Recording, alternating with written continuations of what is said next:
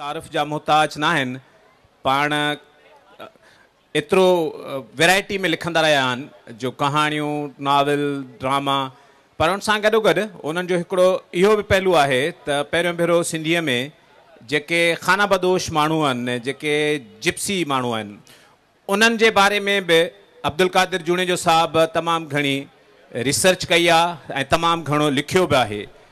उन सां गॾोगॾु इहो बि थियो आहे त मुख़्तलिफ़ जेके दुनिया जा खानाबदोशनि में कमु कंदड़ माण्हू आहिनि उन्हनि सां बि अब्दुल कादिर जूणेजो साहब रिसर्च में ॿियनि हवालनि सां रहियो आहे त जूणेजो साहब तव्हांखे असां हिन सेशन में भलीकार चऊं था। जूणेजो साहब जिप्सी जीअं खानाबदोश माण्हू चइजे थो हाणे काफ़ी दुनिया सेटल थी वई आहे, कुझु जिप्सी कबीला रहिया आहिनि या अञा माण्हुनि जो ईअं सम्झूं त सभु सेटल थी विया हाणे कुझु माण्हू बक़ाया न रहिया आहिनि जिप्सी? रहिया त आहिनि, नसुल त इंसान जो रहणो आहे पर हाणे उन्हनि जो कल्चर उन्हनि जो सेटअप उन्हनि जो सोशल लाइफ उहा तक़रीबन 100% तब्दील थी चुकी आहे। ऐं ॿियो ख़ासि मूंखे तव्हां सां ॻाल्हि करणी हुई त जेके चवंदा आहिनि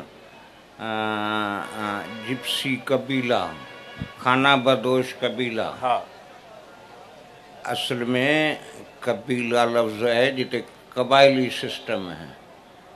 हींअर जी त मूंखे ख़बर कोन्हे, जदीद दुनिया है, प्यूटन जो दौर है जी, पर हिन खां अॻु में पूरे सेंट्रल एशिया में ऐं हे हूंदा हुआ खानाबदोश जेके माल जे सांगे या ॿियनि कमनि कारनि जे सांगे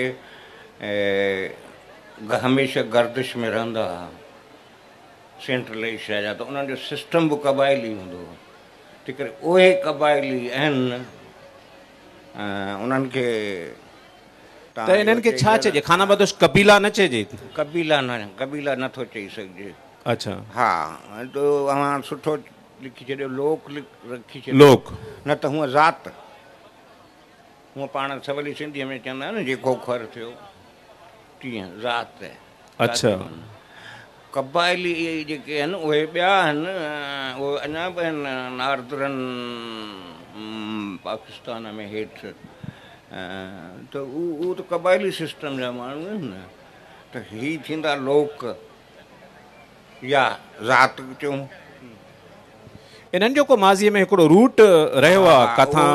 असल में मूंखे त मसइलो ई साम्हूं वॾो त उहो आहे जी।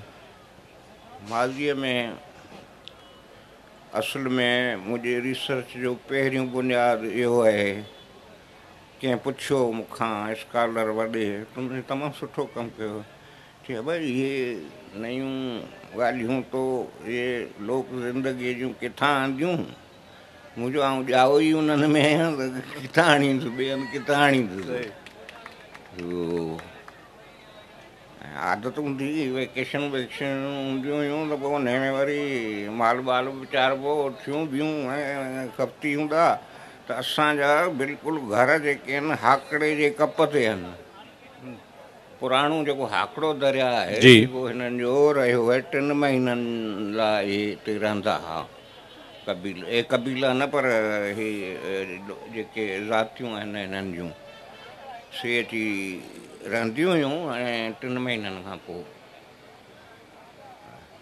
पंहिंजो वरी ॿिए सफ़र ते निकिरी वेंदा। ऐं इन्हनि जा रूट्स बि जिप्सी जेके ॿाहिरि विया, हा, उन में जेकॾहिं घणनि फिल्म पाण वटि पुराणी डॉक्यूमेंट्री हली आहे वर्ल्ड एट वार, ऐं दुनिया जी बहितरीनु किश्तवार डॉक्यूमेंट्री जंहिंमें इहे ॾेखारियल आहिनि त ही जिप्सी छा आहिनि। त उनजी आदतुनि मां ख़बर पई, ॿ ज़ातियूं ॾिसनि, हिकिड़ा हुआ कूचड़ा ऐं ॿिया कबूतरा। अच्छा, भील बागड़ी जोगी इन्हनि खे बि खानाबदोश सम्झो थो वञे, छा ईअं आहे छा?